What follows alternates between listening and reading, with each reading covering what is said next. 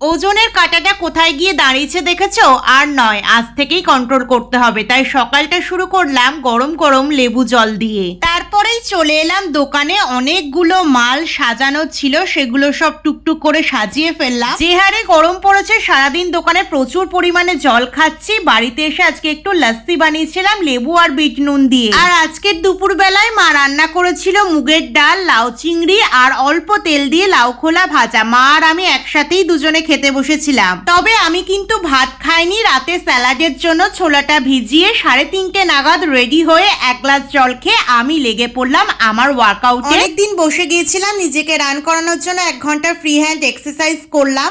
আমার main target হলো 78+, ওয়েটটাকে আপাতত 75-এ আনা, তারপর দেখা যাবে। শুক্রবার মানেই একবেলা ছুটি। সন্ধ্যেবেলায় সবার জন্য গরমা গরম চা বানালাম আর আমার টাগুলোকেও দেখিয়ে দিলাম। রাত্রে খেয়েছি স্যালাড, ব্যাস ইতি।